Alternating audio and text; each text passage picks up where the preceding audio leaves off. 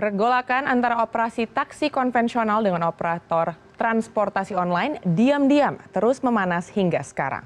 Setelah terdiam lama, kini pemerintah kembali merevisi 11 poin melalui Permen Hub nomor 32 tahun 2016 tentang penyelenggaraan angkutan orang dengan kendaraan bermotor umum tidak dalam trayek.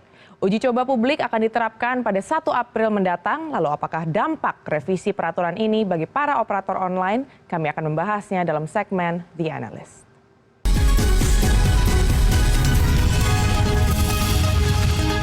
Dan telah hadir bersama kami Managing Director dari Grab Indonesia, Mas Rizky Kramadibrata. Selamat sore, Mas Rizky. Selamat sore, Mbak. Menarik juga ini operator online ya. Sebagai operator online, kini pemerintah kembali mengeluarkan revisi peraturan baru. Ada 11 poin, kita akan melihat poin-poin apa saja yang direvisi oleh pemerintah kali ini. Ya, 1 itu adalah jenis angkutan sewa, 2 adalah kapasitas silinder mesin kendaraan, batas tarif angkutan sewa khusus, kuota jumlah angkutan sewa khusus, kewajiban STNK berbadan hukum, dan masih ada 6 lainnya. Ini sebenarnya yang paling dibebankan kepada operator atau yang merasa paling membebankan operator tuh yang mana saja sih, Pak? Ya, jadi sebelumnya kita berterima kasih kepada ada 2 ya. Pertama kepada pemerintah Indonesia yang sudah menyediakan payung hukum untuk transportasi publik online. Lalu juga kepada masyarakat Indonesia yang perhatiannya sangat besar terhadap ini karena memang ini sudah menjadi bagian kebutuhan sehari-hari masyarakat perkotaan biasanya. Dari 11 poin ini banyak poin-poin yang tentunya kami sangat berterima kasih karena artinya itu membantu membuat transportasi publik secara online ini menjadi hal yang legal. Hanya saja kami melihat ada 3 poin yang kami melihatnya masih sangat berkeberatan. Melihat dari sisi publik, yaitu melihat dari sisi pengguna, penumpang maupun mitra pengemudi kita. Apa saja poin-poin itu yang bagi kami, yaitu nomor 1 penetapan batas tarif atas dan tarif bawah, kemudian jumlah kuota kendaraan, yang ketiga adalah kepemilikan STNK yang berpindah bukan dari individual tapi menjadi badan hukum. Tentu saja kami juga bergembira mendengar pernyataan Pak Menhub, berterima kasih sekali bahwa beliau mempertimbangkan untuk melakukan masa sosialisasi ya. Hanya saja kami melihatnya secara prinsipal tetap ini adalah hal yang bertentangan untuk kebaikan baik penumpang maupun mitra pengemudi karena artinya nanti ketersediaan menjadi terbatas transportasi pilihan penumpang. Yang kedua bisa menjadikan harga itu juga tidak terlalu terjangkau lagi seperti sekarang. Padahal kunci dari online adalah salah satunya meningkatkan produktivitas sehingga harga bisa dibuat lebih terjangkau. Saya pengen bertanya lagi dari sejak revisi sebenarnya peraturan ini kan sudah dikeluarkan pada tahun lalu begitu. Tapi revisi ini baru juga diketahui oleh para operator dan harus diterapkan pada 1 April. Sebenarnya sudah cukup belum sih waktu yang diberikan kepada pemerintah? Jadi memang ini sebetulnya sudah cukup panjang ya. Memang benar tahun lalu itu mulai dijalankan. Tapi mungkin efektif waktu itu sebetulnya 1 Oktober 2016. Hanya saja melihat dinamika pada saat waktu itu, prosesnya yang mungkin butuh lebih banyak uji publik, implementasinya diundur lagi 6 bulan sampai ke 1 April sekarang. Di antaranya waktu itu setuju untuk diajarkan uji publik untuk revisi PM 32 ini. Uji publik yang pertama dijalankan pada 17 Februari 2017 yang lalu di Jakarta dan yang kedua itu di Makassar pada tanggal 10 Maret. Kami sangat menyambut positif uji publik ini, hanya saja mungkin 2 kota 2 kali menurut kami kurang karena atensi masyarakat juga sangat besar.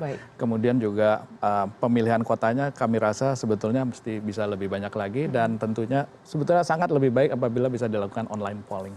Berarti 11 poin ini memang sudah dikomunikasikan kepada pihak operator dari sejak beberapa waktu lalu begitu? Betul, 11 ini sudah dikomunikasikan pada tanggal 10 Maret. Hanya saja memang dari sisi 3 pemain online, baik dari Grab dan 2 yang lainnya, kami melihat ada dua perubahan kata-kata di sini, terutama yang berkaitan dengan batas tarif atas bawah dan atas, serta jumlah kuota kendaraan. Berapa besar dampak dari perubahan sekecil itu? Cukup besar karena ya itu tadi akses terhadap, menurut kami prinsipnya adalah yang terbaik adalah mekanisme pasar. Sehingga masyarakat menentukan pilihannya berapa banyak dan lain-lain.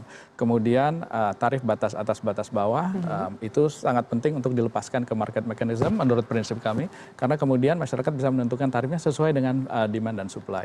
Tapi ada faktor ketiga ini yang kita sudah bahas cukup lama. Hanya saja kami melihat masih tidak disetujui juga oleh pemerintah, yaitu kepemilikan STNK, yaitu kami melihatnya bahwa kepemilikan STNK itu tidak apa-apa individual selama masih berada di bawah naungan hukum koperasi.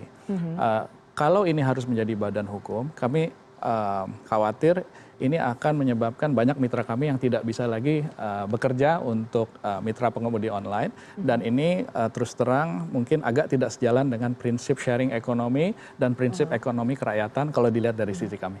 Baik, jadi sangat mencekam dari nilai-nilai fundamental operasi taksi, maksud saya transportasi online ini sendiri begitu ya? Betul, kami mengerti sekali bahwa emang ada unsur kesetaraan dan ini fungsinya peraturan pemerintah adalah ini, dan kami menyambut baik juga.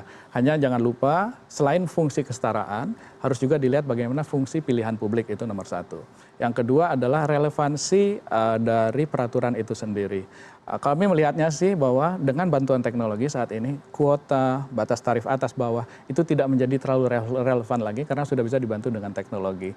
Kalau kami bisa memberi pandangan dan masukan adalah daripada kami yang harus masuk struktur yang mungkin menjadi pola yang agak lama ini, lebih baik pemain konvensional yang diberikan akses kepada kesetaraan ini, yaitu tidak ada lagi kuota dan tidak lagi batas tarif atas, batas tarif bawah. Kami lihat juga sendiri kadang-kadang implementasi dari batas tarif atas sendiri di yang konvensional juga agak sulit. Seperti misalnya di Bali, di kota-kota tourism, sering kita lihat kendaraan konvensional yang memberikan charge di luar dari argo yang sudah dibutuhkan.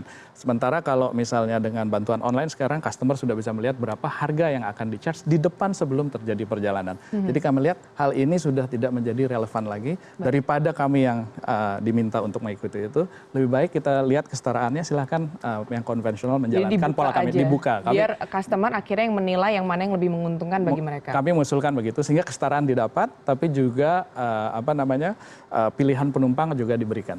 Baik, dari 2 poin ini yang merasa masih memberatkan nih bagi operator. Ya, dan satu lagi adalah STNK. Iya. Itu apakah sudah pendekatan apa kepada pemerintah yang sudah nomor dilakukan satu adalah tentunya memang waktu itu butuh waktu sejak kami mengetahui bahwa materi uji publik itu adalah final pada 10 Maret, kami berembuk juga. Kemudian Grab beserta 2 penyedia aplikasi online lain pada tanggal 17 Maret menyampaikan surat isi keberatan kami dengan alasannya juga, bukan tanpa alasan. Yang kedua memohon waktu sosialisasi karena kami sangat setuju dengan fungsi-fungsi keselamatan dalam peraturannya. Taruhlah uji kir, itu kami sangat dukung dari awal. Hanya saja walaupun kami setuju juga masih banyak detail-detail administrasi yang harus dipenuhi, yang akan butuh waktu untuk itu. Grab salah satu yang paling agresif, kami memberikan insentif kepada mitra pengemudi kami untuk melakukan uji kir dan lain-lain, kami ganti biayanya, bahkan kami beri insentif. Cuman butuh waktu, itu butuh waktu.